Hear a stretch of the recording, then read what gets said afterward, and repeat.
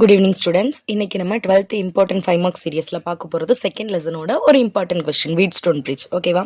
இந்த Wheatstone bridge வந்து பார்த்தீங்கன்னா important application of Kirchhoff law, Kirchhoff ரூலை யூஸ் பண்ணி கிரியேட் பண்ண ஒன்று தான் இந்த வீட்ஸ்டோன் பிரிட்ஜ். ஓகேவா? இதில் நம்ம என்ன ஃபைண்ட் அவுட் பண்ண முடியும் அப்படின்னா, ரெசிஸ்டன்ஸ் கொடுத்தாங்கன்னா அந்த வேல்யூஸை கம்பேர் பண்ணலாம். அப்படி இல்லைனா ஏதாவது ரெசிஸ்டன்ஸோட வேல்யூ நமக்கு தெரியல அப்படின்னா அந்த அன்னோன் ரெசிஸ்டன்ஸ் வேல்யூவை ஃபைண்ட் அவுட் பண்ணிக்கலாம். ஓகேவா? அதுக்காக இப்போ இங்கே நம்ம யூஸ் பண்ணியிருக்கிறது PQRSங்கிற ஒரு 4 ரெசிஸ்டர் வேல்யூ வந்து யூஸ் பண்ணியிருக்கோம்.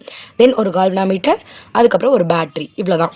ஓகேவா? 4 ரெசிஸ்டர், ஒரு கால்வனாமீட்டர், ஒரு பேட்ரி, இதை வச்சு தான் நம்ம வீட்ஸ்டோன் பிரிட்ஜ் வந்து கிரியேட் பண்ண போகிறோம். ஓகேவா? இப்போ இந்த கொஸ்டினுக்கு மெயினே இந்த டயக்ராம் தான். ஓகேவா? இப்போ இந்த டயக்ராம் மட்டும் உங்களுக்கு வந்து கிளியராக புரிஞ்சிருச்சு, இந்த டயக்ராம் நீங்கள் போட்டிங்க அப்படின்னா இந்த கொஸ்டின் ரொம்ப ஈஸியாக இருக்கும் உங்களுக்கு. ஓகேவா? இப்போ ஃபஸ்ட்டு என்ன பண்ணுறீங்க அப்படின்னா, 4 ரெசிஸ்டர் எடுத்துக்கணும்னு சொன்னேன், ஒரு கால்வனாமீட்டர் சொன்னேன், ஒரு பேட்டரி சொன்னேன். இந்த 4 ரெசிஸ்டரையும் நம்ம வந்து இந்த மாதிரி இந்த பிக்சரில் காமிக்கிற மாதிரி சீரியஸாக கனெக்ட் பண்ணிக்கோங்க.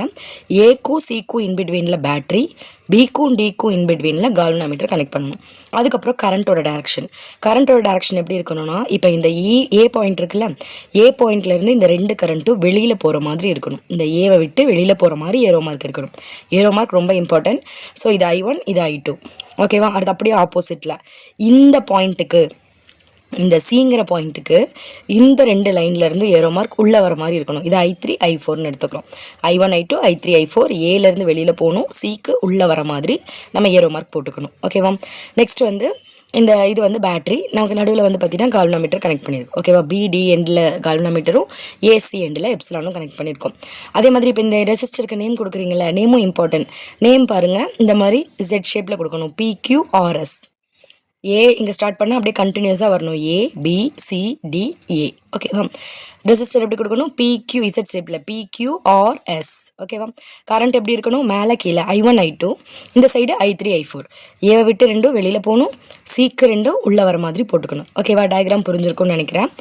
இப்போ வந்து நம்ம என்ன பண்ண போகிறோம் அப்படின்னா, கிரிச்சாஃபோட கரண்ட் ரூலும் கிரிச்சாஃபோட வோல்டேஜ் ரூலும் ஃபைண்ட் அவுட் பண்ண போகிறோம். ஓகேவா?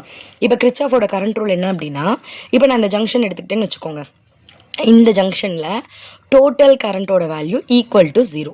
அதுதான் கிரிச்சாஃபோட கரண்ட் ரூல். இப்போ இந்த பாயிண்ட் எடுத்திருக்கேன், இதில் கரண்ட் என்ன, I1ங்கிற கரண்ட் இந்த லைன் வழியாக பாஸ் ஆகுது, இந்த லைனில் IGங்கிற கரண்ட் பாஸ் ஆகுது, இந்த லைனில் I3ங்கிற கரண்ட் பாஸ் ஆகுது. இதை எல்லாத்தையும் நான் டோட்டல் பண்ணனா கரண்ட்டோட வேல்யூ என்னவாக இருக்கணும், 0வாக இருக்கணும். ஸோ இப்போ டோட்டல் பண்ணும்போது உங்களுக்கு மெயினாக தெரிய வேண்டியது என்ன அப்படின்னா, இப்போ இந்த Bங்கிற பாயிண்ட்டுக்கு இன்வேர்டாக இருக்கிற கரண்ட்டெல்லாம் நம்ம ப்ளஸில் எடுத்துக்கணும், அவுட்வேர்டாக இருக்கிற கரண்ட்டெல்லாம் மைனஸில் எடுத்துக்கணும். இப்போ இந்த கரண்ட் வந்து Pங்கிற பாயிண்ட்டுக்கு உள்ளே போகிற மாதிரி இருக்கா, ஸோ I1 ப்ளஸில் எடுத்துக்கணும்.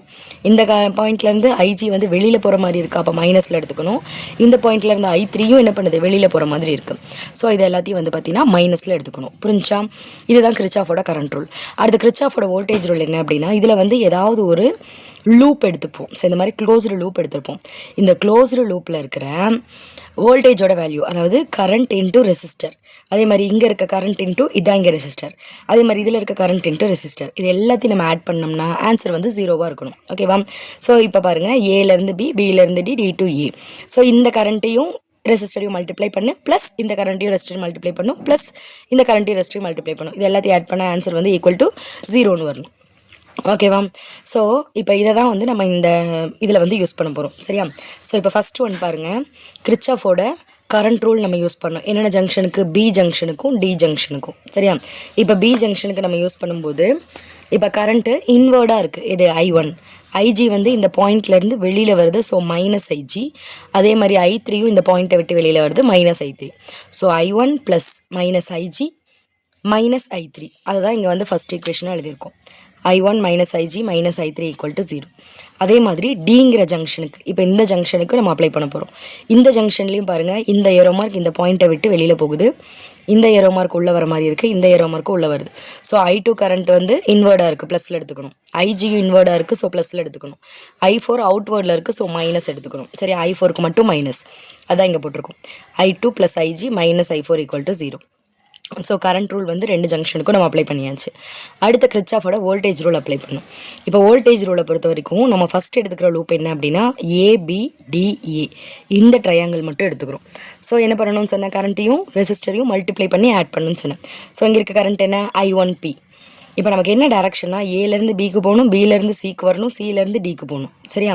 அப்போ ஏரோ மார்க் எப்படி இருக்கணும், இப்படி இருக்கணும். தென் இங்கேருந்து இங்கே இங்கேருந்து இங்கே இந்த ஏரோ மார்க் கரெக்டாக இதே டைரக்ஷனில் இருக்கணும்.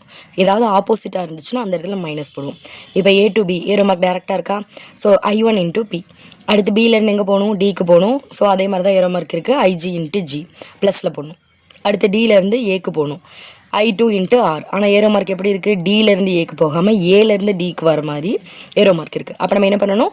மைனஸில் எடுத்துக்கணும். ஸோ I2 ஆரை மட்டும் மைனஸில் எடுத்துருக்கோம். புரிஞ்சா? I1P plus IGG minus I2R equal to 0. அதே மாதிரி இன்னொரு ஜங்ஷனுக்கு இன்னொன்று என்ன? இன்னொரு லூப் என்ன அப்படின்னா ABCDE. So I1P I3Q I4S இந்த பக்கம் வந்திருக்கணும். ஆனால் ஏரோ மார்க் இப்படி இருக்குது. So minus I4S. அதே மாதிரி தான் இதுவும் ஆப்போசிட்டாக இருக்குது. அப்போ மைனஸ் I2R. இதுக்கு மட்டும் மைனஸ் சப்ஸ்டியூட் பண்ணிட்டோம். ஓகேவா? இப்போ இதில் வந்து பார்த்தீங்கன்னா அந்த டிங்கிற பாயிண்ட் இருக்குல்ல, அது ரெண்டும் வந்து சேம் பொட்டன்ஷியலில் இருந்துச்சு அப்படின்னா அந்த பிரிட்ஜை நம்ம என்ன சொல்லுவோம்? பேலன்ஸ்டு கண்டிஷனில் இருக்குது அப்படின்னு சொல்லுவோம். அப்போ பொட்டன்ஷியல் டிஃப்ரென்ஸ் இல்லை அப்படின்னா அது வழியாக கரண்ட்டும் போகாது. அப்போ கால்வனாமீட்டரில் நமக்கு என்ன காட்டும்? 0ன்னு காட்டும். ஓகேவா? அப்போ IG ஈக்குவல் டு 0 அப்படிங்கிறத அந்த 4 ஈக்குவேஷன்லையும் நம்ம சப்ஸ்டியூட் பண்ணணும். சரியா? 4 ஈக்குவேஷனில் பண்ணக்கூடாது, ஃபஸ்ட்டு 3 ஈக்குவேஷனில். இப்போ நான் ஐஜிக்கு பதிலாக இங்கே 0 போட்டேன் அப்படின்னா இங்கே என்ன வரும்? I1 மைனஸ் I3ன்னு இருக்கும். இந்த மைனஸ் டேர்ம் அந்த சைடு கொண்டு போகும்போது என்ன ஆகும்? ப்ளஸ் ஆயிரும். அப்போ I1 ஈக்குவல் டு I3. அதே மாதிரி செகண்டில் பாருங்கள், இந்த செகண்ட் டேர்ம் 0 ஆயிடுச்சுன்னா I2 மைனஸ் I4 இந்த பக்கம் போச்சுன்னா ப்ளஸ் I4. அப்போ I2 ஈக்குவல் டு I4. அதே மாதிரி இந்த ஈக்குவேஷன் பாருங்கள், இதில் இந்த IG 0 போட்டோன்னா இந்த ஹோல் டேர்மும் கேன்சல் ஆயிரும், 0 ஆயிரும். அப்போ I1P மைனஸ் I2R இந்த பக்கம் போச்சுன்னா plus I2R. So I1P equal to I2R. இங்கே I1 ஈக்குவல் டு I3, இங்கே I2 ஈக்குவல் டு I4. ஓகேவா? அந்த 3 ஈக்குவேஷனும் புரிஞ்சுதா? இதை தான் இங்கே வந்து சிம்பிளிஃபை பண்ணி எழுதி காமிச்சிருக்காங்க. I1 equal to I3. Next வந்து பார்த்தீங்கன்னா I2 ஈக்குவல் டு I4. அடுத்த third equation I1P equal to I2R. இப்போ நீங்கள் என்ன பண்ணுங்க அப்படின்னா மொத்தம் நம்ம 4 ஈக்குவேஷன் ஃபைண்ட் அவுட் பண்ணியிருந்தோம் இல்லையா?